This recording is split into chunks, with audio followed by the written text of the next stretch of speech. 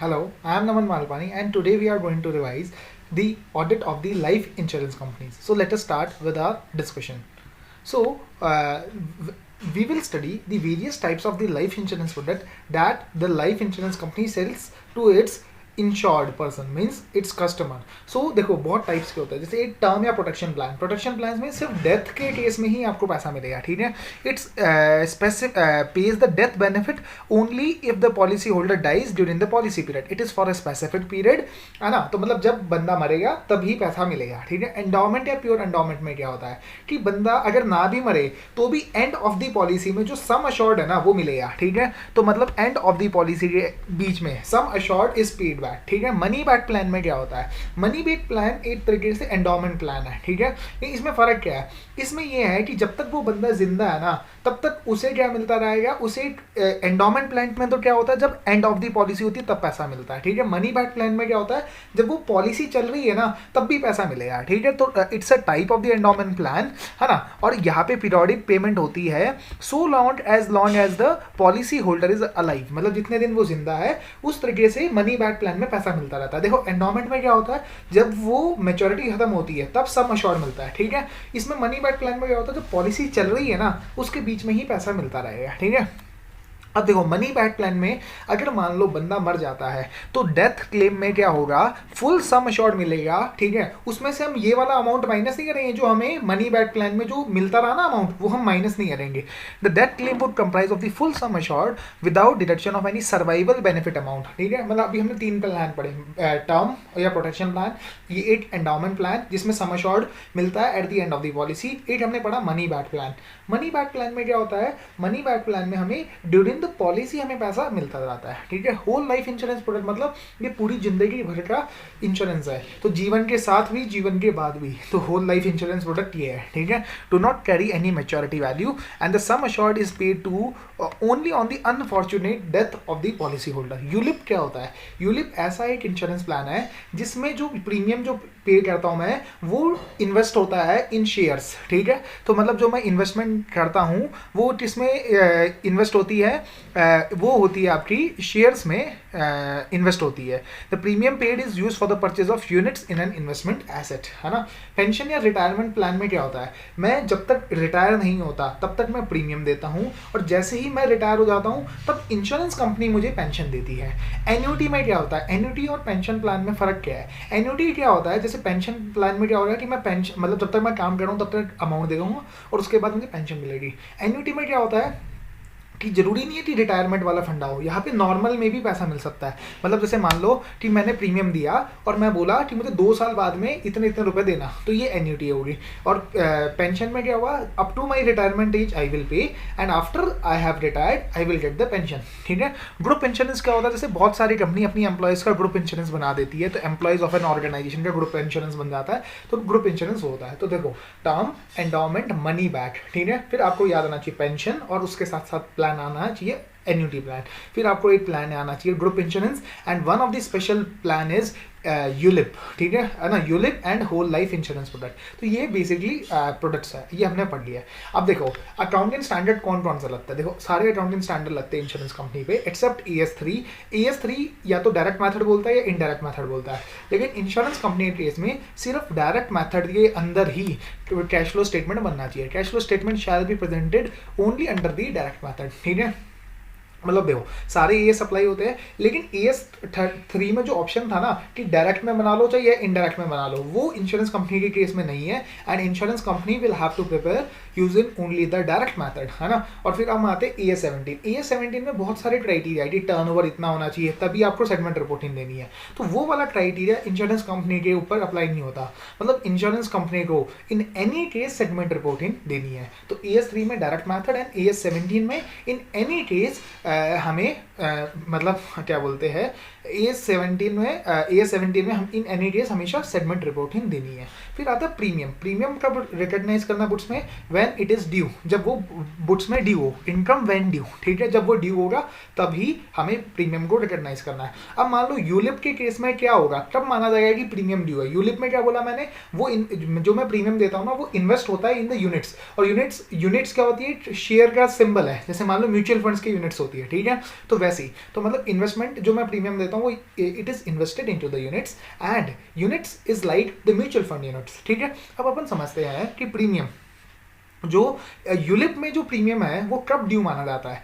Premium में ULIP में premium कब तब ड्यू माना जाता है when the associated units are created, ठीक है। तो मतलब for linked businesses the due date for payment may be taken as the date when the associated units are created. अब देखो एक्विजिशन कॉस्ट, एक्विजिशन कॉस्ट मतलब क्या होती है, नए इंश्योरेंस कॉन्ट्रैक्ट लेने के लिए जो मुझे कॉस्ट एंटर करनी पड़ी, तो it should be immediately expense off in the profit and loss, shall be expense off in the period in which they are incurred, ठीक है। क्लेम्स के क्रॉस में क्या क्या आता है, क्लेम्स के क्रॉस में जो हम क्लेम पे आउट देते हैं वो तो आता ही आता है, साथ में क्लेम सेटलमेंट कॉस्ट भी आता है। मान लो मुझे उसने मेरे ऊपर केस कर दिया था, ठीक है, तो इसके लिए मुझे लॉयर एंगेज करना पड़ा, उसे लॉयर की फीस देनी पड़ी, तो this would also form part of the claim cost and should not form part of the legal and professional charges. ये हम आगे भी पढ़ेंगे। मतलब लीगल एंड प्रोफेशनल चार्जेस में अगर मान लो कोई लॉयर को एंगेज किया है for the settlement of the claim, ठीक है, तो फिर वो that will form part of the claim cost and it will not form part of the legal and professional charges. अब आती है एक्चुअलियल वैल्यूएशन, ठीक है।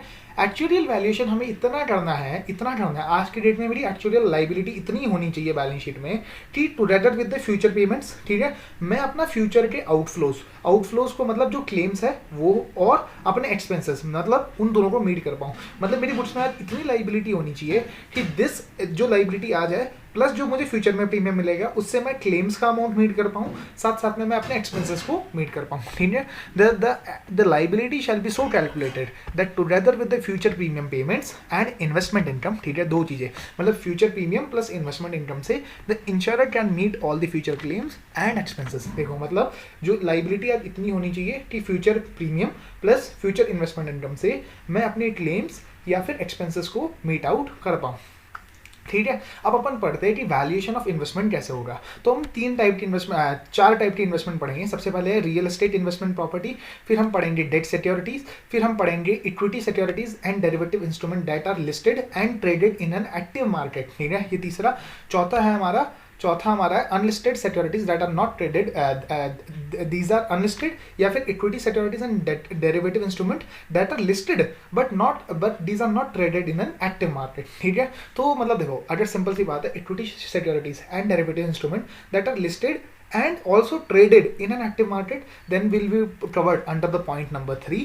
Otherwise if they are listed but not traded in an active market they will be covered under point number 4. तो अब अपन पढ़ते हैं सबसे पहले real estate investment property. Real estate investment property shall be measured at historical cost, लेकिन इसमें revaluation होगा at least once in every 3 year, और जो रिवैल्यूएशन के बीच का गैप होगा that will be transfer to revaluation reserve, ठीक है। मतलब देखो हिस्टोरिकल कॉस्ट पे होगा, रिवैल्यूएशन वंस इन 3 ईयर होगा और रिवैल्यूएशन रिजर्व में ट्रांसफर हो जाएगा, ठीक है। अब हमें ये भी चेक करना है हर बैलेंस शीट डेट पे कहीं इंपेयरमेंट तो नहीं हुई है ना, और ये जो भी गेन और लॉस होगा ड्यू टू अराइजिंग हमने पढ़ा कि वो it will be accumulated under the head revaluation reserve, ये भी हमने समझ लिया। अब देखो ये जो रीवैल्यूएशन रिजर्व है ना, ये प्रॉफिट एंड लॉस में तभी ट्रांसफर होगा, है ना, recycle to the relevant revenue account और profit and loss account on the sale of that property. तो मान लो अगर मैं सेल करता हूं तो जितना रीवैल्यूएशन रिजर्व में अमाउंट है that will be recycled to the profit and loss account, है ना। अब देखो IRDA रेगुलेशन बना सकती है ना, कि IRDA में अथॉरिटी मतलब IRDA अथॉरिटी मतलब डायरेक्शन दे सकती है कि कितना अमाउंट हमें रिलीज करना है from the revaluation reserve for declaring the bonus to the policy holders, ठीक है। मतलब कितना अमाउंट मुझे रिलीज करना है from the revaluation reserve for declaring the bonus to the policy holders, है ना। और अगर मान लो वो अथॉरिटी ऐसा अगर कुछ अमाउंट नहीं स्पेसिफाई करती, ठीक है ना, तो no other amount shall be distributed to the share holders out of the revaluation reserve account. मतलब रिवैल्यूएशन रिजर्व से कभी भी पैसा डिस्ट्रीब्यूट नहीं हो सकता except when required by the authority, मतलब अथॉरिटी बोले तो हम दे सकते हैं, ठीक है। अब देखो अब मैंने बोला कि बैलेंस शीट डेट पे हमें इंपेयरमेंट चेक करनी है, तो अगर मान लो इंपेयरमेंट में लॉस आता है that should be charge to the profit and loss, लेकिन अगर मान लो उस एसेट के रेस्पेक्ट में ऑलरेडी रिवैल्यूएशन रिजर्व था तो जो पहले इंपेयरमेंट लॉस है ना that should be adjusted with the revaluation reserve and the excess if any should be charge to the profit and loss. मतलब एंट्री क्या होगी, देखो revaluation reserve debit, profit and loss account debit to asset, है ना। तो ये हमारी क्या रियल एस्टेट इन्वेस्टमेंट प्रॉपर्टी, इसे मैं रिवाइज करता हूँ, historical record, revaluation in once in every 3 years and transfer to revaluation reserve. Impairment के लिए टेस्ट करना, अगर इंपेयरमेंट का लॉस है उसका ट्रीटमेंट हमने समझा, उसका हमने और हमने देखा कि क्या रिवैल्यूएशन रिजर्व से हम बोनस दे सकते हैं to the policy holder if and only if the authority drives us the direction, ठीक, that we have to distribute it, ठीक है। डेट सिक्योरिटीज हमें कैसे मेजर करनी है, obviously at historical cost subject to amortisation. जो हम अमोर्टाइजेशन वो इफेक्टिव इंटरेस्ट रेट निकालते हैं ना, दैट मेथड, ठीक है। Equity securities and derivative instruments that are listed as well as traded in the active market. तो सबसे पहले हम समझते हैं एक्टिव मार्केट क्या होता है। एक्टिव मार्केट वो होता है जहां पे सारी जो सिक्योरिटीज ट्रेड हो रही है that are homogeneous, availability of the willing buyers and willing seller and the prices are publicly available. मतलब बेचने वाला भी मतलब विलिंग टू बाय है as well as willing to sell and homogeneous है and the prices are publicly available, ठीक है। तो देखो अब हमें क्या करना है, इस वाली इंस्ट्रूमेंट को हमें फेयर वैल्यू पे मेजर करना है। फेयर वैल्यू क्या होती है, फेयर वैल्यू होती है lowest of the last quoted closing price at the stock exchanges where the securities are listed shall be taken. मान लो एक सिक्योरिटी बीएससी में भी लिस्ट और एनएससी में भी लिस्ट है, तो इनमें से जो भी लोएस्ट प्राइस था ना, लास्ट कोटेड मतलब सबसे लास्ट वाला प्राइस लेना है। लेकिन इन दोनों में से कौन सा वाला लेना है, जो सबसे लोएस्ट है। मतलब देखो लेना लास्ट वाला ही है, लेकिन किसका लेना है, बीएससी का लेना है, एनएससी का लेना है, वो डिपेंड करता है कि किसका कम अमाउंट है, ठीक है। Lowest the last quoted closing price, ठीक है। अब देखो इसे इंपेयरमेंट के लिए टेस्ट करना है, ऑब्वियस सी बात है, हमने जो ऊपर पॉइंट पढ़ा, इंपेयरमेंट का लॉस कहा जाएगा, इंपेयरमेंट का लॉस ऑब्वियस सी बात है हमारा प्रॉफिट एंड लॉस में चले जाएगा, है ना, ये तो हमने पढ़ा ही है। अब देखो अब मान लो कि जब मैं इसे फेयर वैल्यू पे मेजर करूंगा तो जो डिफरेंस आएगा ना वो मैं कहाँ ट्रांसफर करूंगा, that will be transfer to the fair value change account. और इसे मैं रिसाइकल तभी करूंगा जब मैं ये सेल कर दूंगा सिक्योरिटी को। Same point as related to real estate investment property, ठीक है। अथॉरिटी डायरेक्शन दे सकती है कि कितना अमाउंट मुझे देना है as bonus from the fair value change account, है ना। और कितना, और अगर मतलब अथॉरिटी कोई डायरेक्शन नहीं देती तो भाई मैं कोई भी अमाउंट नहीं डिस्ट्रीब्यूट कर सकता out of the fair value change account, है ना। यहाँ पे एक पॉइंट इंपॉर्टेंट ये है कि देखो अगर मान लो फेयर वैल्यू चेंज अकाउंट में डेबिट बैलेंस है, इसका मतलब क्या है, लॉस है। तो इसका मतलब जब प्रॉफिट है ना, प्रॉफिट में से पहले लॉस रिड्यूस करना पड़ेगा बिफोर डिक्लेयरिंग द डिविडेंड। मतलब अगर मान लो 100 रुपये प्रॉफिट है और 20 रुपये फेयर वैल्यू चेंज अकाउंट में डेबिट बैलेंस है, तो सिर्फ आप 80 रुपये ही डिविडेंड दे सकते हो, ठीक है। मतलब 80 रुपये माना जाएगा for the purpose of dividend, ठीक है। तो also any debit balance in the fair value change account shall be reduced from the profit or reserves while declaring dividends। ये पॉइंट हमने रियल एस्टेट इन्वेस्टमेंट प्रॉपर्टी में नहीं पढ़ा था। तो देखो इंपेयरमेंट का पॉइंट वही है, ठीक है। फेयर वैल्यू चेंज अकाउंट है, बस वहाँ पे रिवैल्यूएशन रिजर्व नाम था, रिसाइकलिंग का वही पॉइंट था यहाँ पे भी, ठीक है। इंपेयरमेंट का भी वही पॉइंट है। तो ये भी आपको इंपेयरमेंट में बस यहाँ पे स्पेसिफिकली ये नहीं लिखा कि जैसे वहाँ पे तो ये लिखा था ना अगर पहले बैलेंस रिवैल्यूएशन रिजर्व में पड़ा है तो उससे नॉक ऑफ करना है, यहाँ पे स्पेसिफिकली नहीं लिखा, लेकिन अकाउंटिंग वैसे ही होगी, ठीक है। तो ऑब्वियस ही बात है ना, अगर फेयर वैल्यू चेंज में बैलेंस पड़ा है तो मैं सीधा P&L थोड़ी एड कर सकता हूँ, ठीक है। लेकिन ये वाली चीज यहाँ पे लिखनी नहीं है, तो आपको भी पेपर में नहीं लिखनी है, ठीक है। अब जो ट्रेड या तो सिक्योरिटीज अनलिस्टेड है या फिर जो सिक्योरिटीज लिस्टेड है but not traded actively in the active market, तो उसे हमें हिस्टोरिकल क्रॉस पे मेजर करना है। उसके लिए हमें प्रोविजन भी बनाना है अगर हमें दिखता है कि उसके अंदर कोई मतलब डिक्रीज इन वैल्यू है ना। और अगर मान लो बाद में हमें ये पता चलता है कि जो मतलब देखो सिंपल सी बात है, हिस्टोरिकल कॉस्ट पे मेजर करना है। अगर कोई डिक्लाइन दिखता है हमें तो उसके लिए प्रोविजन बनाना है। बाद में हम प्रोविजन को रिवर्स भी कर सकते हैं अगर हमें दिखते है कि वैल्यू हम बाद में रिकवर कर जाएंगे, लेकिन वो प्रोविजन को हम उतना ही रिवर्स कर सकते हैं कि वो हिस्टोरिकल कॉस्ट से ऊपर ना जाए। मतलब एग्जाम्पल दो, 100 रुपये हिस्टोरिकल कॉस्ट, 20 रुपये का प्रोविजन बनाया, तो मैं जब मैं प्रोविजन रिवर्स करूँगा तो मैं मैक्सिमम 20 रुपये ही कर सकता हूँ, क्योंकि भाई मतलब नहीं तो फिर 100 रुपये से ऊपर चल जाएगी ना वैल्यू, ठीक है। तो वो भी अपने को समझ आना चाहिए, ठीक है। अब हम ये जब बोलते हैं कि कोई सिक्योरिटी एक्टिवली ट्रेडेड नहीं है, जब सेबी ने उसे बताया गया है कि वो एक थिनली ट्रेडेड सिक्योरिटी है, ठीक है, तो वो इसका मतलब क्या है, that is not actively traded, है ना। अब अपन मतलब देखो अगर सेबी बोलता है कि वो थिनली ट्रेडेड सिक्योरिटी है तो उसे हम ये मानेंगे कि भाई वो एक्टिवली ट्रेडेड नहीं है। अब देखो लोन क्या है, loan shall be measured at historical cost subject to impairment provisions, और उसके ऊपर प्रोविजन इतना बनेगा, ठीक है, जितना आरबीआई बताता है, ठीक है, टू द NBFCs, उन सब के लिए जो प्रोविजंस के नॉर्म्स होते हैं ना, कि भाई loan shall be measured at historical cost subject to impairment provisions and the provision, ठीक है, the impairment provision shall not be lower than the amount derived on the basis of guideline prescribed from time to time by RBI that apply to the companies and the financial institution.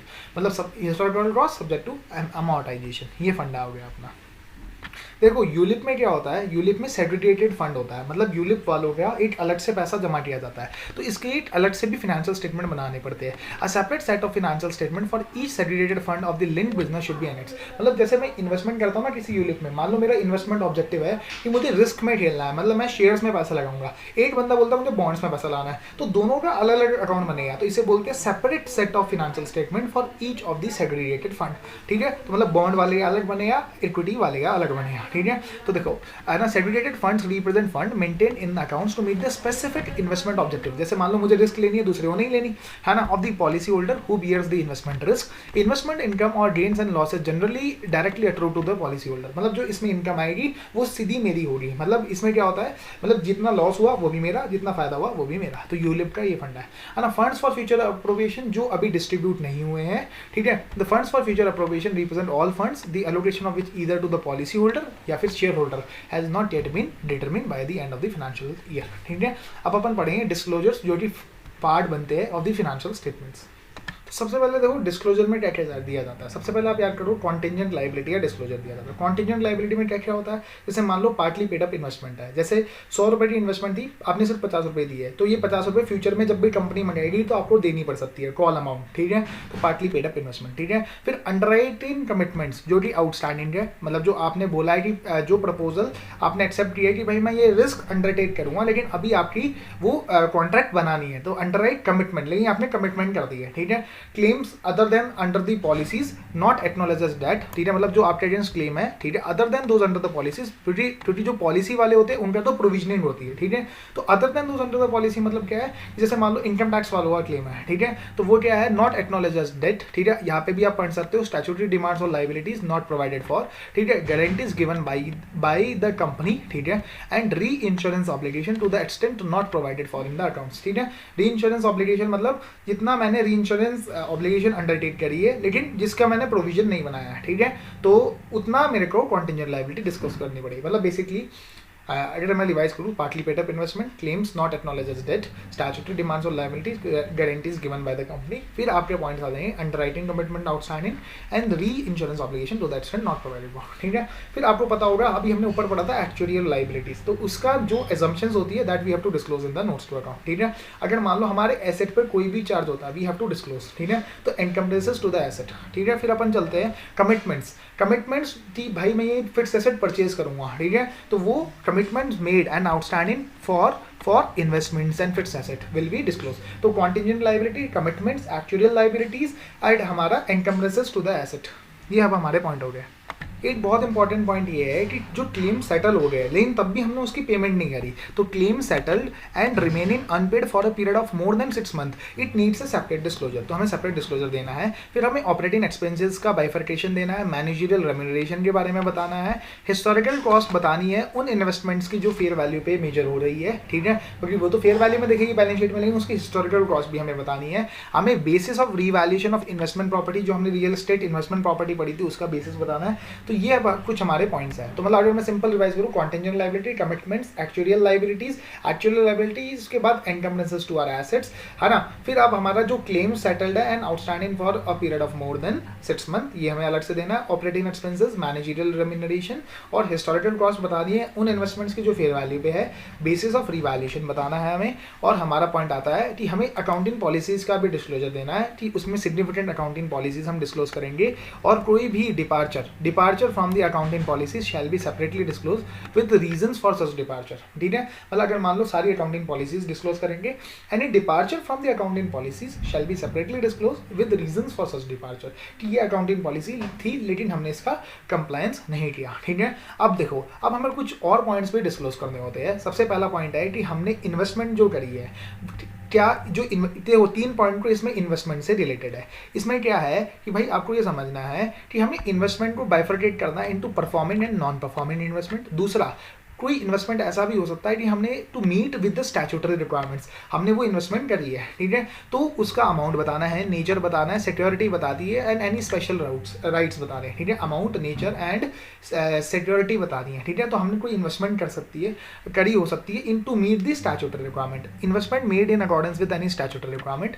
ठीक है, into performing and non-performing investment, और basis of allocation of investment into investment and income thereon between the policy holder and the share holder account. अब आपको पता है life insurance company में दो लोगों का पैसा लगा होता है, एक पॉलिसी होल्डर, एक शेयर होल्डर। तो हमें ये बताना है कि जो इन्वेस्टमेंट इनकम हमने कमाई वो किसकी है, वो पॉलिसी होल्डर की इतनी है, शेयर होल्डर की इतनी है। तो अगर मैं सिंपल बोलूँ तो परफॉर्मिंग, नॉन परफॉर्मिंग, फिर शेयर होल्डर का इतना है, पॉलिसी होल्डर का इतना है, और कोई हमने स्टैट्यूटरी रिक्वायरमेंट करने के लिए इन्वेस्टमेंट करी तो उसका भी हमें डिस्क्लोजर देना है, ठीक है। फिर हमें ये बताना है कि कोई एसेट्स, है ना, अभी ऊपर क्या था, अभी हमने इन्वेस्टमेंट्स पढ़ी थी, तो अभी ऊपर, अब नीचे क्या, assets to the extent required to be deposited under the local laws, मतलब वो भी स्टैट्यूटरी रिक्वायरमेंट की तरह ही पॉइंट हो गया। तो मतलब जो एसेट्स हमने लोकल लॉज को कंप्लायंस के लिए जमा कराए, ठीक है। अब हमें देना percentage of business sector wise कि इस सेक्टर में हमारा इतना बिजनेस है, इस सेक्टर में इतना है, मतलब लाइफ इंश्योरेंस इतना है, जनरल इंश्योरेंस इतना है, तो इस हिसाब से हमें देना है percentage of business sector wise and accounting ratios as में भी बस है ना। तो सबसे पहले बैलेंस शीट में क्या क्या देना, contingent liability, commitments, asset encumbered, है ना, asset encumbered, actual liabilities, historical cross देनी हो जो फेयर वैल्यू पे हो रहे, रीवैल्यूएशन, बेसिस ऑफ रीवैल्यूएशन देना है हमें, तो ऑपरेटिंग एक्सपेंसेस देने, मैनेजरियल रेम्यूनरेशन देना, ये सब चीजें देनी थी। ऊपर फिर significant accounting policies and any departure, ठीक है, फ्रॉम सच अकाउंटिंग पॉलिसीज। फिर तीसरा पॉइंट क्या आया हमारा, investment, performing, non performing, and मेरी कोई स्टार्ट रिक्वायरमेंट के लिए मैंने इन्वेस्टमेंट कर रखी है, या फिर मेरी bifurcation into the policy holder and the share holder account, and the asset required to be deposited under the local laws and business sector wise and accounting ratios as में भी बस, ठीक है। तो ये अब हमारे पॉइंट्स हो जाते हैं। अब कुछ जनरल इंस्ट्रक्शन दे रखी है कि हमें कॉरेस्पॉन्डिंग अमाउंट देना है पिछले सालों का, ठीक है। जो अमाउंट्स है वो नियरेस्ट थाउजेंड्स में राउंड ऑफ करना है, ठीक है। फिर हमें जो इंटरेस्ट, जैसे मान लो इंटरेस्ट था 100 रुपये इंटरेस्ट मिला, 10 रुपये TDS कटा, 90 रुपये एक्चुअल में मिला, तो हमें इनकम जो है वो 100 रुपये से बुक कर दी है, ना कि 90 रुपये से जो मिली है। हमें एंट्री डालनी चाहिए bank account debit 90, TDS account debit 10 रुपये टू इंटरेस्ट इनकम। तो ये फंडा है ऊपर वाले में। अब देखो प्रोविजन क्या होता है, प्रोविजन वो होता है कि देखो अगर प्रोविजन और लाइबिलिटी के बीच में मतलब नहीं, रिजर्व और प्रोविजन के बीच में बहुत थिन लाइन ऑफ डिफरेंस है, ठीक है। आपको वो समझना पड़ेगा कि कोई अगर अमाउंट रिटर्न ऑफ किया है या रिटेन किया है जो कि प्रोवाइड फॉर करेगा डेप्रिसिएशन, रिन्यूअल्स या diminishing in the value of asset, ठीक है, या फिर रिटेन किया गया है फॉर नॉन लाइबिलिटी और लॉस, तो ये तो क्या होता है, ये तो होता है प्रोविजन। लेकिन अगर ये अमाउंट इन एक्सेस है, ठीक है, is in excess of the amount which in the opinion of the director is reasonably necessary for the purpose, मतलब जो अमाउंट हमने रिटेन किया है वो 100 रुपये है और हमें लगता है कि सिर्फ 80 रुपये ही हमें देनी पड़ेगी लाइबिलिटी, ठीक है। तो इसका मतलब जो excess shall be treated as reserve and not a provision. अगर मान लो 100 रुपये प्रोविजन है और हमें लगता है 80 रुपये की ही पेमेंट करनी पड़ेगी, तो ₹20 will be treated as a reserve and not the provision. ये फंडा है इसमें, ठीक है। अब आपको ये सारी चीज़ें आपको ये समझ आए, ये पढ़ लेना आप, ठीक है। अब अपन चलते सबसे इंपॉर्टेंट क्वेश्चन की ओर कि भाई कंटेंट्स ऑफ मैनेजमेंट रिपोर्ट क्या क्या होंगे। तो मैनेजमेंट अपनी रिपोर्ट में क्या क्या देता है, ठीक है। ये तरीके से वो हो गया 134 में जो हम डायरेक्टर रिस्पॉन्सिबिलिटी स्टेटमेंट पढ़ते हैं ना, उस टाइप की कुछ रिपोर्ट है। तो मैनेजमेंट अपनी रिपोर्ट में बोले यार कि जो हमारा जो सर्टिफिकेट रजिस्ट्रेशन है, जो कि हमें सेक्शन 3 में रिक्वायर था, कि क्या उसकी कॉन्टिन्यूड वैलिडिटी ऑफ रजिस्ट्रेशन है, क्या हमारे जो ड्यूज पेबल थे क्या हमने उसे एक्चुअल में पे किया, statutory dues have been paid, क्या जो हमारा शेयर होल्डिंग पैटर्न है, जैसे FDI सिर्फ 49% अलाउड थी, और ये आपने ऊपर पढ़ा होगा, the share holding pattern and transfer of shares are in compliance with the statutory और रेगुलेटरी रिक्वायरमेंट। देखो बड़ी सिंपल सी बात है, हमने एक तो 49 मतलब क्या सर्टिफिकेट ऑफ रजिस्ट्रेशन है एज पर सेक्शन 3, क्या जो ड्यूज पेबल थे क्या हमने ड्यू पे किए हैं, and share holding is in compliance with the statutory requirement, ठीक है। कि क्या मैनेजमेंट ने कहीं इन्वेस्ट तो नहीं किया outside India, the funds of the policy holders that were issued in India, मतलब भारत में अगर पॉलिसी इशू हुई है तो वो पैसा भी भारत में ही इन्वेस्ट होना चाहिए। तो ये भी हमें पॉइंट देना पड़ता है। सॉल्वेंसी मार्जिन मतलब सेक्शन 3 देखना है आपको, सेक्शन 3 के बाद सेक्शन 3 के हिसाब से सर्टिफिकेट ऑफ रजिस्ट्रेशन है नहीं है। शेयर होल्डिंग पैटर्न में अगर कोई चेंज हुआ तो क्या स्टैट्यूटरी रिक्वायरमेंट्स मीट की गई या नहीं, स्टैट्यूटरी पेमेंट हुई नहीं हुई, सॉल्वेंसी मार्जिन पेमेंट हुई नहीं हुई, तो क्या value of all the assets management ने रिव्यू किए हैं, ठीक है, ये भी लिखना है। और ये हमें ऐसा लगता है कि हम इस अमाउंट को रिकवर कर पाएंगे, मतलब एसेट क्या होता है, इससे हमें फ्यूचर इकोनॉमिक बेनिफिट फ्लो होगा टू द एंटिटी, तो इस इतना अमाउंट है कि इतना फ्यूचर इकोनॉमिक बेनिफिट आने वाला है, ठीक है। ओवरऑल रिस्क एक्सपोजर बताना है and the strategy adopted to mitigate the same, ठीक है, मतलब कौन कौन सी फॉरेन एक्सचेंज रिस्क है, कौन कौन सी रिस्क है, ठीक है। अगर हमारे ऑपरेशन इन अदर कंट्रीज है तो हमें कंट्री रिस्क बतानी है, एक्सपोजर रिस्क बतानी है, हेजिंग स्ट्रेटजी अडॉप्टेड बतानी है, मतलब रिस्क पॉइंट आ गया, ठीक है ना। एजिंग ऑफ क्लेम्स देना है और मुझे ये बताना है कि एवरेज क्लेम सेटलमेंट टाइम क्या लगता है ड्यूरिंग द प्रीसीडिंग 5 ईयर, मतलब एजेंट ऑफ क्लेम्स मतलब कितने टाइम से पुराने क्लेम्स बचे हुए हैं, एंड एवरेज सेटलमेंट टाइम का एक ग्राफ बना के देना है during the preceding financial year, ठीक है। कैसे इन्वेस्टमेंट्स को वैल्यू किया गया, ठीक है ना। एक रेस्पॉन्सिबिलिटी स्टेटमेंट भी देनी है कि प्रिपरेशन ऑफ फिनेंशियल स्टेटमेंट्स हमारी जिम्मेदारी थी।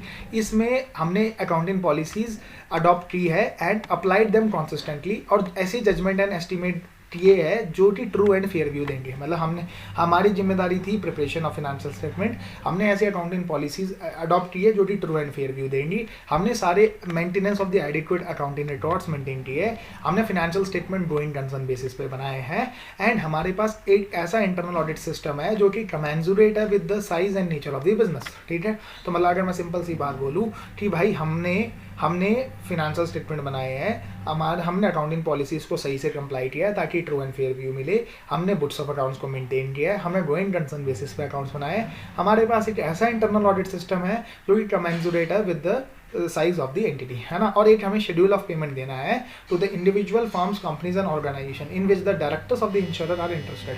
तो अगर मैं मैनेजमेंट रिपोर्ट को समराइज करूँ तो सेक्शन 3 सर्टिफिकेट ऑफ रजिस्ट्रेशन, क्या हमारे पास कॉन्टिन्यूड वैलिडिटी है। फिर हमें याद आना चाहिए कि स्टैट ड्यूज क्या हमने पे किए, क्या रिक्वायर्ड सॉल्वेंसी मार्जिन हमारा मेंटेन था।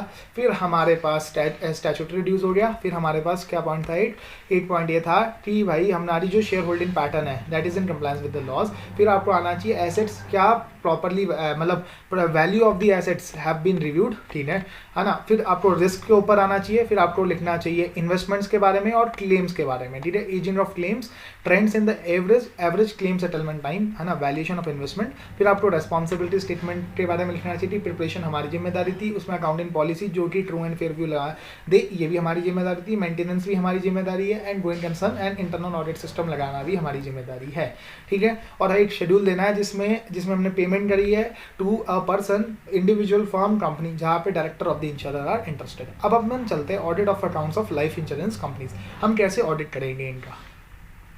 अब देखो एक्चुअली क्या काम होता है, एक्चुअली जब भी कोई नई पॉलिसी इशू होती है तो उसमें देखता है कि रिस्क कितना है और कितना उसके हिसाब से क्या हमें प्रीमियम मिल रहा है या नहीं मिल रहा है, ठीक है। तो it has the duty to quantify the risk, ठीक है। It is the calculating and the modelling hub of the company. तो अब हमें क्या देखना है, हमें रोल ऑफ ऑडिटर क्या है कि हमें ये देखना है कि क्या एक्चुअरियल ने जो वैल्यूएशन करी है लाइबिलिटीज़ की, क्या वो ड्यूली सर्टिफाइड है बाई एन अपॉइंटेड एक्चुअरी, मतलब वो क्वालिफाइड एक्चुअरी होना चाहिए जिसने लाइबिलिटीज़ को सर्टिफाई किया है। And the assumptions for such valuation are appropriate, ठीक है। And assumptions for such valuation are in accordance with the guideline। मतलब जो liabilities की valuation करी है क्या वो एक appointed actuary जो कि certified है, ठीक है। मतलब जो liabilities की amount है क्या वो certified है by the appointed actuary and क्या वो assumptions जो मेरी करी है क्या वो मतलब सही assumptions है। तो अब देखो actuarial डिपार्टमेंट का काम क्या होता है, actuarial डिपार्टमेंट का काम क्या होता है, मैंने आपको बताया कि वो क्वांटिफाई करता है रिस्क एंड प्राइसिंग करता है, ठीक है। तो देखो क्वांटिफाई करता है रिस्क और उस हिसाब से देखता है कि कितना प्राइस लेना चाहिए हमें, तो वो देखो प्राइसिंग एंड एक्सपीरियंस एनालिसिस देखता है,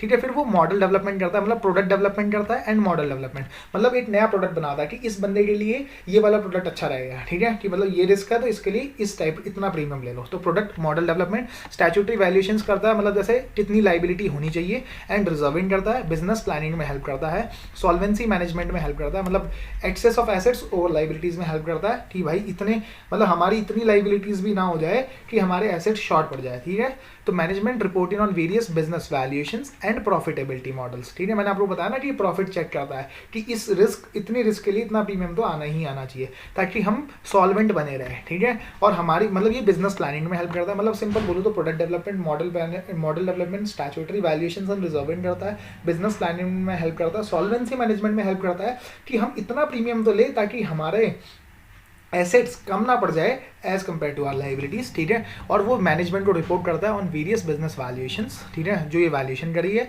and profitability models of the life insurance business, ठीक है। तो अगर मैं बोलूँ तो मॉडल डेवलपमेंट, प्रोडक्ट डेवलपमेंट, मतलब एक्चुअली काम क्या क्या करता है, actually department broadly concentrate following की areas of the insurance business.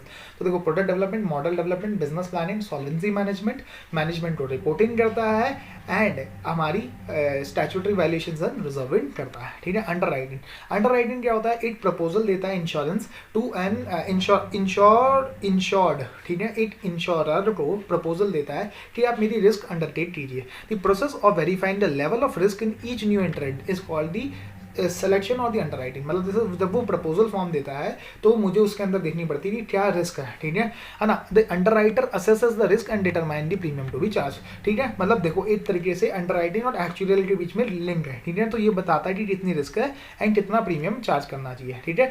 ये एक्चुअली क्या करता है कि एक प्रोडक्ट डेवलप करता है, मान लो ये रिस्क है तो इसके अगेंस्ट में क्या प्रोडक्ट डेवलप करूँ, ठीक है। तो ये अंडरराइटिंग का काम हो गया।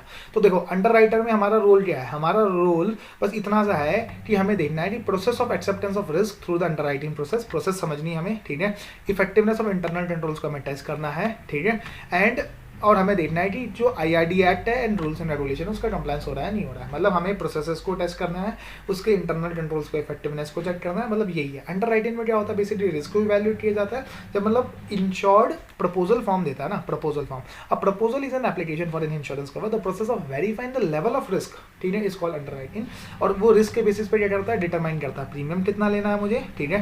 द अंडरराइटर में इधर डिक्लाइन द रिस्क और में provide a quotation in which the premium have been loaded, मतलब अगर ज्यादा रिस्क है तो मैं ज्यादा प्रीमियम लूंगा, ठीक है। अब देखो री इंश्योरेंस में क्या क्या है, री इंश्योरेंस में क्या होता है, मतलब मैं अपनी इंश्योरेंस कंपनी अपनी रिस्क को किसी और से इंश्योर करा देती है, तो इसका ऑब्वियस सी बात है एक एग्रीमेंट होता होगा, ठीक है। तो जो हम प्रीमियम जो दे रहे हैं, premium calculation and payment is in accordance with the agreement with the reinsurer, ठीक है। एंड हमने प्रोविजन बनाया गया है and the necessary provision has been made for the outstanding reinsurance premium. मान लो अगर मुझे 100 रुपये देने थे और 80 रुपये ही मैंने दिए तो 20 रुपये का प्रोविजन बनाया गया है, ठीक है। तो मुझे क्या चेक करना है, एग्रीमेंट्स को चेक करना है ना। और मुझे देखना पड़ेगा कि जो इंश्योरर है जिसने री इंश्योरेंस कराया है क्या उसने टर्म्स एंड कंडीशंस को कंप्लाई किया है, और मुझे देखना पड़ेगा कि कितनी पेमेंट हुई है to the reinsurers and verify whether the adequate provisions are carried out in the books. मतलब बड़ी सिंपल सी बात है, एग्रीमेंट्स को वेरीफाई करना है मुझे देखना है कि क्या टर्म्स एंड कंडीशंस कंप्लाई हुए नहीं हुए, कितनी पेमेंट हुई है और कितनी होनी चाहिए थी। इन दोनों का डिफरेंस का क्या बन जाएगा, प्रोविजन बन जाएगा, ठीक है। ये अपना पॉइंट खत्म हो जाता है।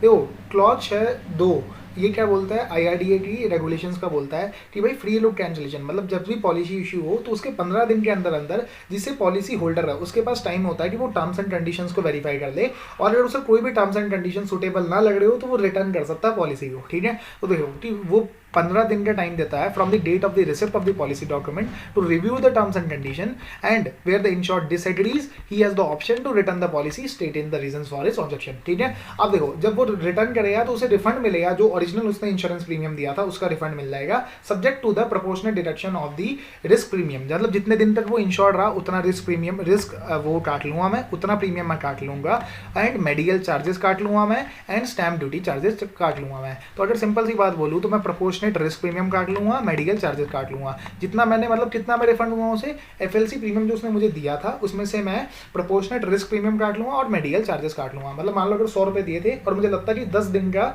जो इंश्योरेंस प्रीमियम बनता था वो 5 रुपये बनता था, तो 100 - 5 - 10 रुपये मेडिकल एक्सपेंस मान लो लेट्स सपोज, तो मैं उसे सिर्फ 85 रुपीज़ ही रिफंड दूंगा अगर वो पॉलिसी मेरी कैंसिल कराता है तो, ठीक है। तो एफएलसी रिक्वेस्ट किसी भी मोड में आ सकती है, ईमेल के थ्रू आ सकती है, फैक्स के थ्रू आ सकती है, लेटर्स के ऊपर आ रही है, ठीक है। अगर लेटर्स के थ्रू आ रही है तो उसमें साइन होना बहुत जरूरी है। Signature of the policy holder should be match with the original proposal form, जो अंडरराइटिंग के बाद प्रपोजल फॉर्म आया था उससे मैच करना है मुझे, ठीक है। तो ये फंडा है। अब देखो एफएलसी का जो रिफंड होता है वो चेक के थ्रू दिया जाता है, लेकिन मतलब कभी भी डायरेक्ट क्रेडिट नहीं किया जाता, लेकिन डायरेक्ट क्रेडिट भी कर सकता हूं मैं अगर मुझे कैंसिल चेक मिल जाए। तो अगर मुझे या तो मैं चेक के थ्रू दे सकता हूँ या डायरेक्ट क्रेडिट तभी कर सकता हूँ तो मुझे कैंसिल चेक मिल जाए। तो मुझे देखो क्या क्या वेरीफाई करना है एज ऑडिटर कि भाई एफएलसी की रिक्वेस्ट 15 दिन के अंदर अंदर आई है from the receipt of the policy document, ठीक है ना। अब मुझे ये देखना है कि जो जब लेटर आया था, लेटर किसका है कि मुझे पॉलिसी नहीं लेनी, तो मुझे उसमें सिग्नेचर मैच करने हैं, signature of the policy holder and processing of FLC request within the turn around time, मतलब TAT, ठीक है, defined by the insurer and appropriate accounting entries are recorded। मतलब 15 दिन के अंदर अंदर रिक्वेस्ट आई है, मुझे सिग्नेचर मैच करना है कि FLC की रिक्वेस्ट को with in turn around time है ना उसके बीच में उसे प्रोसेस किया गया है and appropriate accounting entries are been passed, ठीक है। अब देखो पॉलिसी लैप्स एंड रिवाइवल क्या होता है। लैप्स मतलब क्या होता है, discontinuance of policy due to non payment, ठीक है। अब देखो अगर आप सिंपल सी बात है, अगर आप पेमेंट नहीं करते हो तो आपके अंदर अंदर जो रिस्क कवर है, मतलब जैसे मान लो लाइफ इंश्योरेंस, अगर आपने पहली पेमेंट तो कर दी लेकिन दूसरी पेमेंट नहीं करी, तो अब ऑब्वियसली बात है अब आपको फर्दर टाइम के लिए आपको पॉलिसी का बेनिफिट नहीं मिलेंगे। लेकिन इसके लिए आपको ग्रेस पीरियड मिलता है कि मतलब अगर मान लो आप ड्यू डेट पे आप पेमेंट नहीं कर पाए तो आपको 15 या 30 दिन का ग्रेस पीरियड मिलता है फ्रॉम दी, मतलब कि आप 15 या 30 दिन तक और आगे पेमेंट कर सकते हो, ठीक है। This period is termed as grace period. अगर आप इस पीरियड में भी पैसा नहीं देते, अगर आप इस पीरियड में भी पैसा नहीं देते तो भाई वो पॉलिसी क्या हो जाती है, पॉलिसी गेट्स लैप्स्ड, है ना। दस अ पेमेंट विद इन, अब अगर मान लो अगर आप पैसा दे देते हो, अगर ग्रेस पीरियड के अंदर अंदर आप पैसा दे देते हो तो इसे यही माना जाता है कि ये पैसा it is deemed that this have been paid on the due date, है ना। if a payment is made within the grace period then it is deemed to be a payment on the due date। मतलब अगर देखो simple सी बात है, पहली बात तो या तो ड्यू डेट पे दे दो, अगर ड्यू डेट पे नहीं दे पाए तो इंश्योरेंस कंपनी नॉर्मली 15 से 30 दिन का ग्रेस पीरियड देती है, तो ग्रेस पीरियड के अंदर अंदर दे दो। अगर आप ग्रेस पीरियड के अंदर भी नहीं दे पाए then the policy will lapsed, ठीक है। अगर पॉलिसी क्या हो जाएगी, फिर लैप्स हो जाएगी। अब देखो पॉलिसी जब लैप्स होती है तो क्या होता है, पॉलिसी होल्डर को भी नुकसान होता है, एजेंट को भी नुकसान होता है और इंश्योरर को भी नुकसान होता है, ठीक है। देखो इंश्योरर को प्रीमियम नहीं मिलेगा, पॉलिसी होल्डर की रिस्क नहीं कवर होगी और एजेंट को कमीशन नहीं मिलेगा। Agent do not get renewal premium commission, है ना। A lapse policy ceases to provide insurance protection to the insured, ठीक है। मतलब ऑब्वियसली बात है इंश्योरर, मतलब तीनों पार्टीज को नुकसान हो रहा है, इंश्योरर को भी हो रहा है, पॉलिसी होल्डर को भी हो रहा है और एजेंट को भी हो रहा है। जो पॉलिसी लैप्स हुई है वो रिवाइव की जा सकती है during the life time of the life assured. मतलब देखो मेरी लाइफ टाइम के अंदर मैं उसे वापसी रिवाइव कर सकता हूँ, लेकिन कई इंश्योरर्स की ये पॉलिसी होती है कि एक बार पॉलिसी जो लैप्स हो रही है और जो भी पॉलिसी लैप्स रही है for a period of more then 5 years उसे हम रिवाइव नहीं करेंगे। कई इंश्योरेंस की पॉलिसी होती है, ठीक है। तो हम इसके ऊपर ज़्यादा नहीं जाएंगे कि किस किस की ये पॉलिसी है, क्यों ये पॉलिसी है, कि मतलब अगर मान लो सिंपल सी फंडा है कि अगर 5 साल से ज़्यादा आपकी पॉलिसी लैप्स रह गई तो आप उसे रिवाइव नहीं करा सकते, ठीक है। अब देखो अब इसमें बड़ी सिंपल सी बात क्या है, हमें ये कैसे पता चलेगा कि 15 मतलब इतने मतलब ड्यू डेट में पेमेंट आई है या नहीं आई है। तो इसके लिए क्या होता है, प्रीमियम का एक सॉफ्टवेयर होता है, ठीक है। तो हमें देखना पड़ता है कि भाई ये इसे PMS सॉफ्टवेयर बोलते हैं, wherein the premium due dates are monitored by the system once initial date of the policy is entered. अब हमें ड्यू डेट देखनी पड़ेगी, उसके अंदर ग्रेस पीरियड देखना पड़ेगा और अगर उसके बीच में भी पेमेंट नहीं आई तो हमें ये देखना पड़ेगा कि क्या वो पॉलिसी को हमने लैप्स मार्क किया है या नहीं किया है, ठीक है। तो अब हमने क्या देखना है, due dates are recorded and monitor properly in the system, ठीक है। हमें देखना है कि जो PMS सिस्टम है उसके अंदर क्या ये ड्यू डेट्स प्रॉपरली मार्क हुई है, रिकॉर्डेड एंड प्रॉपरली मॉनिटर है, और अगर इसे लैप्स मार्क किया गया है, अगर ये पेमेंट नहीं होती है, अगर मान लो रिवाइवल रिक्वेस्ट आती है, मैंने बताया ना कि 5 साल तक अगर पॉलिसी लैप्स रहा है तो रिवाइवल रिक्वेस्ट नहीं आ सकती, लेकिन मान लो विद इन 5 ईयर्स तो आ ही सकती है जब तक वो बंदा जिंदा है। तो हमने पढ़ा था ना कि policy can be revived but the policy lapse may be revived during the life time of the life assured, है ना। तो अब मान लो अगर रिक्वेस्ट आती है तो हमें एडिक्वेट चेक होने चाहिए हमारे पास कि हमें receipt of the outstanding premium हमें मिल जाए, ठीक है। And adequate documents are obtained before receiving the policy. देखो बड़ी सिंपल सी बात है, पॉलिसी लैप्स के केस में हमें देखना है कि क्या सिस्टम में अप्रोप्रिएटली ड्यू डेट आ रही है। अगर मान लो रिवाइवल हो रहा है पॉलिसी का, तो भाई रिवाइवल पहली बात तो 5 साल के अंदर अंदर ही हो सकता है कुछ इंश्योरेंस के केस में, ठीक है। और देखो फिर आप ये समझो कि हमें पुराना अमाउंट मिला है, पूरा आउटस्टैंडिंग अमाउंट हमें मिला है, बस ये फंडा है, आपको बस ये इतना माइंड में रखना है। पॉलिसी सरेंडर, अब देखो पॉलिसी सरेंडर क्या होता है, मान लो मुझे पैसों की बहुत जरूरत है, ठीक है। तो अब मैं क्या करूँगा, पॉलिसी और सरेंडर कर दी, जो अपना सम अश्योर्ड का प्रोपोर्शनेट अमाउंट है ना वो ले लूंगा, ठीक है। तो मतलब surrender of an insurance policy refers to the voluntary termination of the insurance contract before the expiry of the term of the contract. तो मतलब मैं पहले से ही उसे टर्मिनेट कर रहा हूँ, लेकिन ये सरेंडर जो हो सकता है वो सिर्फ पॉलिसी होल्डर ही कर सकता है। मतलब जो पॉलिसी होल्डर है सिर्फ वही सरेंडर कर सकता है, कोई दूसरा उसके बिहाफ पे नहीं कर सकता, ठीक है। पॉलिसी तभी सरेंडर हो सकती है अगर उसने 3 साल तक आपने प्रीमियम की पेमेंट करी है, और जो 3 साल की प्रीमियम की पेमेंट करी है वो within the due dates payment करी है आपने, ठीक है। तो इसके लिए आपको एक सरेंडर रिक्वेस्ट फॉर्म देना पड़ता है, कौन देगा, ओरिजिनल पॉलिसी होल्डर देना पड़ता है with the original policy document and the discharge voucher, जिसमें हम डिस्चार्ज कर देते हैं insurance company from any further liabilities, ठीक है। The policy can be surrender only when the insured person is alive. हमने पढ़ा ना सिर्फ पॉलिसी होल्डर ही कर सकता है, तो ऑब्वियसली बात है जब वो अलाइव होगा तब ही वो हम सरेंडर रिक्वेस्ट कर सकते हैं। तो सरेंडर रिक्वेस्ट के लिए हमें क्या चाहिए होता है, सरेंडर रिक्वेस्ट फॉर्म चाहिए होता है, ठीक है। Are receive from the policy holder only, ये हमने पहले सबसे पहला पॉइंट चेक किया था कि प्रॉपर वेरिफिकेशन होती है for checking of request whether the premiums are paid on regular basis. मैंने बोला ना पॉलिसी वही सरेंडर हो सकती है जिसमें 3 साल तक लगातार प्रीमियम पे हुआ है within the due dates, ठीक है। तो check whether the surrender amount is paid only to the policy holder and is paid only as per the terms and condition mentioned in the policy document, ठीक है। And appropriate accounting entries are passed. तो इसकी एक policy के हिसाब से क्या surrender amount उसे पे किया गया है या नहीं पे किया गया। तो देखो बड़ी सिंपल सी बात है, तो हमने समझ लिया पॉलिसी सरेंडर को भी, ठीक है। तो पॉलिसी सरेंडर एंटर कभी हो सकती है जब 3 साल हमने लगातार ड्यू डेट्स के अंदर अंदर प्रीमियम पे किया है। ऊपर पॉलिसी लैप्स एंड रिवाइवल में हमने क्या पढ़ा था, 5 साल के अंदर अंदर पॉलिसी जो लैप्स हो रखी है वो रिवाइव हो सकती है। ठीक है, अब अपन चलते हैं premium collection, accounting and reconciliation.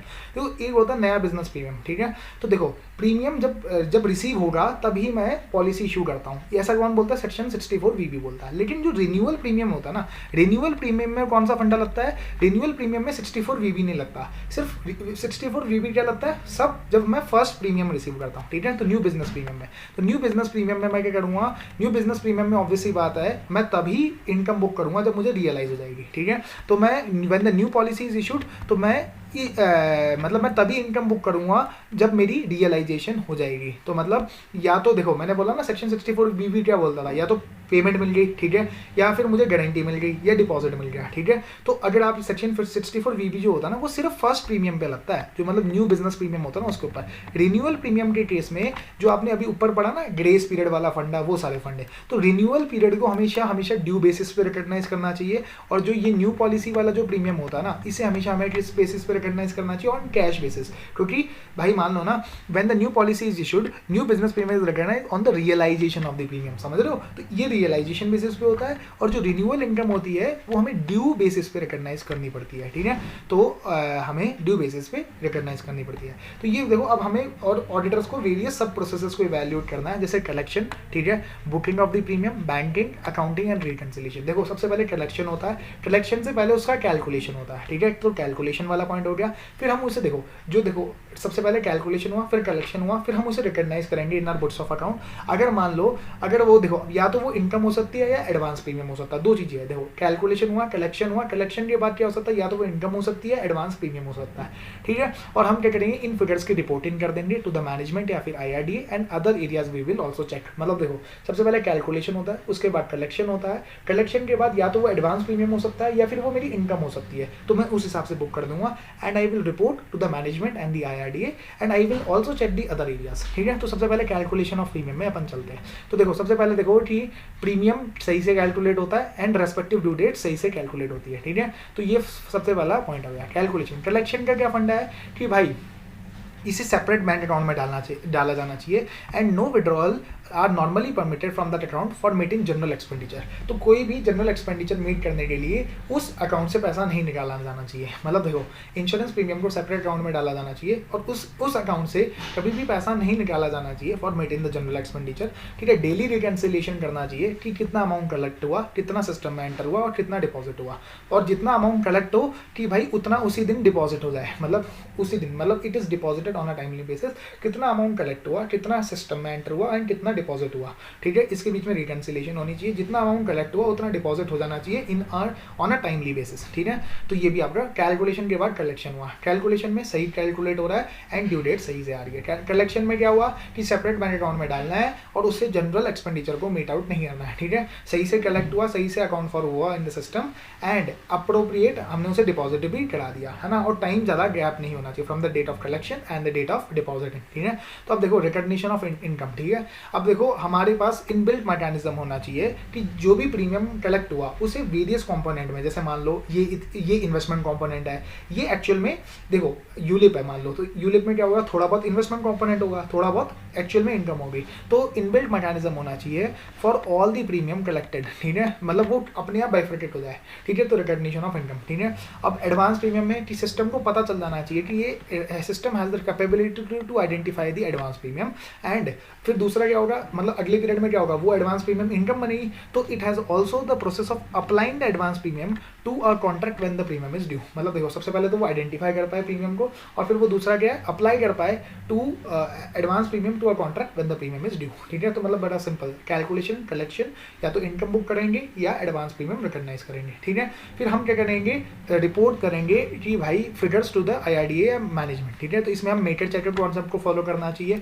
ठीक है, हम रिकंसाइल करेंगे कि हमने जो रिपोर्ट किया वो क्या है और जो फिनेंशियल्स में है वो क्या है। ठीक है, और हम जनरेशन ऑफ MIS को हम चेक करेंगे। ठीक है, ये कैसे चेक, मतलब MIS कैसे जनरेट होती है। ठीक है, और हम अदर एरियाज को भी चेक करेंगे कि क्या अप्रोप्रिएट SOPs डेवलप्ड है, क्या डेलीगेशन ऑफ अथॉरिटी सही तरीके से फॉलो हो रही है, एंड जो प्रीमियम को रिकॉग्नाइज करता है एंड जो प्रीमियम रिफंड ऑफ प्रीमियम को देखता है वो दोनों इंडिपेंडेंट पर्सन होने चाहिए। ठीक है, और कंपनी प्रीमियम रिकनसाइल करती है, and robust interface between the administration and the accounting system. देखो बड़ा सिंपल है, देखो कैलकुलेशन, कलेक्शन के बाद इनकम या आपको या एडवांस प्रीमियम या reporting of results to IRDAI management या अदर एरियाज, ठीक है। तो इस प्रोसेस में आपको लर्न करना है। अब अपन आते हैं क्लेम्स।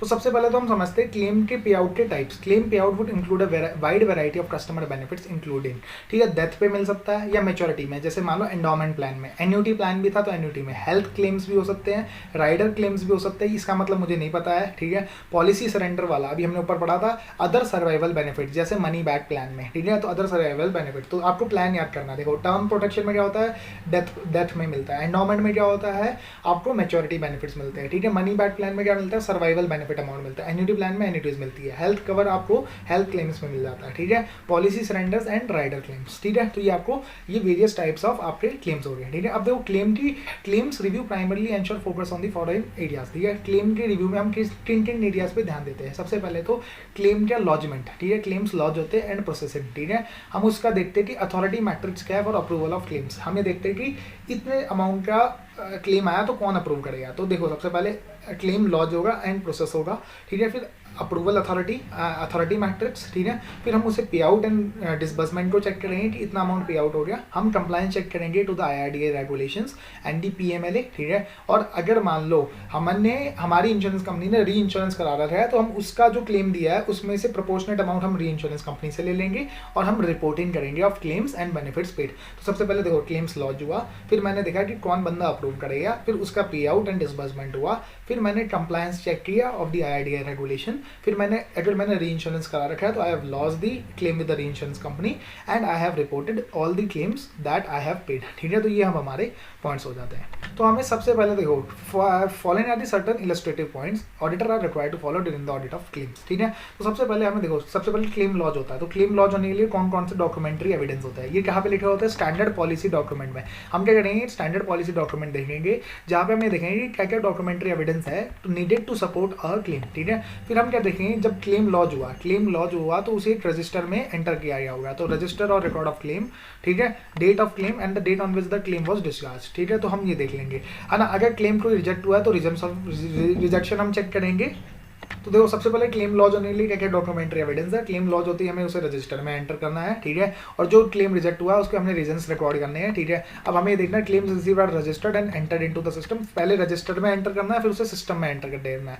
यहाँ पे पहले रजिस्टर में डाला, फिर हमने क्या किया, is entered into the system. देखो बड़ी सिंपल सी बात है, जब क्लेम लॉज होता है तो सबसे पहले डॉक्यूमेंट्री एविडेंस देखिए। डॉक्यूमेंट्री एविडेंस है तो हमने रजिस्टर किया, है ना। अगर मान लो डॉक्यूमेंट्री एविडेंस नहीं है तो हम रीजंस ऑफ रिजेक्शन रिकॉर्ड करेंगे और उसे हम रीजंस दे देंगे, और फिर जो रजिस्टर में रिकॉर्ड हुए क्लेम्स हम उसे क्या करेंगे, उसे सिस्टम में एंटर कर देंगे, ठीक है। अब देखो जो भी प्रोसेस क्लेम है उसे अकाउंट फॉर किया जाना चाहिए इनटू द सिस्टम प्रॉपर्ली, ठीक है। उसे अकाउंट फॉर किया जाना चाहिए और अप्रोप्रिएट प्रोविजनिंग की जाती चाहिए उन क्लेम्स की जो कि इंटीमेट हो गए हैं लेकिन पेमेंट नहीं हुई है, ठीक है। और क्लेम्स की कॉस्ट में क्लेम सेटलमेंट कॉस्ट भी बनता है, जैसे मैंने आपको बताया था कि अगर लॉयर को एंगेज किया जाता है तो it will form part of the claim cost only.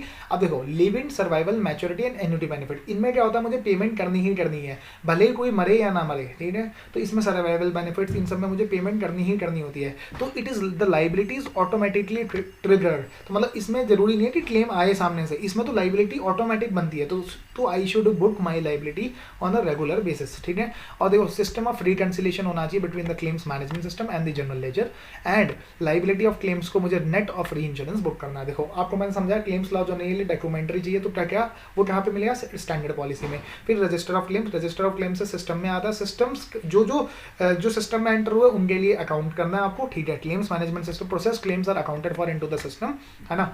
Appropriate provisioning करनी है, जो क्लेम इंटीमेट हुए but not paid. Claim cost में सेटलमेंट कॉस्ट भी आती है, and live in survival benefit, इसमें लाइबिलिटी ऑटोमेटिकली ट्रिगर हो जाती है। It should be liability of claim should be put net of reinsurance, and reconciliation होना चाहिए between the claims management system and the general ledger. देखो दो type के funds होते हैं इन्वेस्टमेंट, एक शेयर होल्डर फंड, एक होता है policy holder fund. Policy holder में भी दो टाइप के होते हैं, एक लिंक्ड फंड जैसे यूलिप हो गया, ठीक है, एक नॉन लिंक्ड फंड, ठीक है। तो देखो share holder, policy holder, and policy holder में भी दो टाइप के, ठीक है, linked fund and non linked fund, ठीक है। तो पॉलिसी होल्डर के जो दो टाइप के फंड है वो आप यहाँ देख सकते हो, linked fund and the non linked fund कौन सा होता है, पेंशन एंड एन्युटी फंड, जिनमें आपको पेमेंट करनी ही करनी है, ठीक है, जैसे पेंशन एंड एन्युटी फंड्स, ठीक है। तो ये देखो मतलब इन्वेस्टमेंट में ही हो गया बेसिकली, ठीक है। तो policy holders fund and share holders fund. अब देखो अब शेयर होल्डर फंड में क्या होता है, एक टाइप होता है कंट्रोल फंड्स, ठीक है। तो मतलब बड़ा सिंपल सी बात है, share holder and policy holder. Policy holder में linked and non linked. Non linked का एग्जांपल क्या होगा, पेंशन एंड एन्युटी फंड। और शेयर होल्डर फंड में क्या होता है, शेयर होल्डर फंड में कंट्रोल फंड्स, उसका नाम क्या होता है, कंट्रोल फंड। देखो इन्वेस्टमेंट फंक्शन के काम करने के लिए, है ना, 4 टाइप के फंक्शन होते हैं। देखो सबसे पहले क्या होता है, फ्रंट ऑफिस या फिर डीलिंग डेस्क, ठीक है, या फिर दूसरा क्या होता है, मिड ऑफिस, तीसरा क्या होता है, ट्रेजरी, और चौथा क्या होता है, इन्वेस्टमेंट अकाउंटिंग। देखो front office, mid office. Mid office में क्या होता है भाई, कंप्लायंस देखा जाता है, रिस्क मैनेजमेंट देखी जाती है, ठीक है। ट्रेजरी में क्या दिया जाता है, कैश मैनेजमेंट, कस्टडी देखी जाती है, ठीक है, ट्रेजरी। मतलब देखो front office, mid office, treasury and investment की अकाउंटिंग करी जाती है, जो बंदा एंट्रियाँ डालता है, ठीक है। अब हमें देखना है सबसे पहले, जब हमें ऑडिटर को रिव्यू करना है इन्वेस्टमेंट्स को, तो हमें इन्वेस्टमेंट मैनेजमेंट स्ट्रक्चर देखना है and adequate segregation of duties देखनी है between the front office, mid office and the back office. Back office मतलब अपना हो गया treasury and the investment accounting, ठीक है। हमें स्टैंडर्ड ऑपरेटिंग प्रोसीजर्स देखने हैं, ठीक है, किसके, which are prescribed by the IRDA regulations and are required to cover the entire gamut of investments, ठीक है। मतलब क्या क्या प्रोसेसेस होनी चाहिए थी। देखो SOPs किसने बताई, IRDA ने, ठीक है। अब एक्चुअल में क्या बनी वो हमें यहाँ से पता चलेगा, इंश्योरर की क्या इन्वेस्टमेंट पॉलिसी है, ठीक है, और SOP हमें कैसा पता चलेगा, IRDA की रेगुलेशन से, ठीक है। हम क्या देखेंगे, मिनट्स देखेंगे ऑफ द इन्वेस्टमेंट कमेटी, ठीक है। हम देखेंगे कि क्या सारी इन्वेस्टमेंट रेगुलेशंस के साथ कंप्लायंस किया गया है, ठीक है। हम ये देखेंगे कि एक्सेस कंट्रोल, ऑथराइजेशन प्रोसेस, ठीक है, एंड डील एग्जीक्यूशन। ऑथराइजेशन सब चीज़ों के लिए लिया गया है या नहीं लिया गया है ना। इंश्योरेंस कैश मैनेजमेंट सिस्टम तो देखेंगे कि क्या कैश मैनेजमेंट सिस्टम ये ट्रैक कर पाता है कि इतना सरप्लस कैश अवेलेबल है फॉर द इन्वेस्टमेंट। देखो बड़ी सिंपल सी बात है, हम क्या करेंगे, सबसे पहले front office, mid office, back office के बीच में सेग्रीगेशन ऑफ ड्यूटीज देखेंगे। फिर हम देखेंगे कि SOP क्या बोलता है, IRDA रेगुलेशन का, और हमारी क्या पॉलिसी है, हम अपनी पॉलिसी को चेक करेंगे, ठीक है। फिर हम इन्वेस्टमेंट कमेटी के मिनट्स पढ़ेंगे, सारी इन्वेस्टमेंट रेगुलेशन का कंप्लायंस देखेंगे, एक्सेस कंट्रोल एंड ऑथराइजेशन को चेक करेंगे। हम अपने कैश मैनेजमेंट सिस्टम को चेक करेंगे कि क्या वो ये बताता है कि कितने फंड्स अवेलेबल है फॉर इन्वेस्टमेंट, है ना। और देखो अगर कोई लिमिट है कि भाई इतना ही इन्वेस्टमेंट कर सकते हो, ठीक है, and the system is able to automatically monitor various regulatory limits on exposure and rating of the debt instrument. मतलब इस रेटिंग के इंस्ट्रूमेंट में मैं इतना ही इन्वेस्टमेंट कर सकता हूँ। तो ये भी एक वो होनी चाहिए, ठीक है। स्प्लिट होना चाहिए between the share holder and policy holders fund, मतलब कौन सा शेयर होल्डर का फंड है एंड ये पॉलिसी होल्डर का फंड है। मुझे रिकंसिलिएशन करनी है with the investment account, bank and custodian, जो मेरे पास एक्चुअल इन्वेस्टमेंट है और जो डिपॉजिटरी के पास है, मुझे उसकी रिकंसिलिएशन करनी है, ठीक है।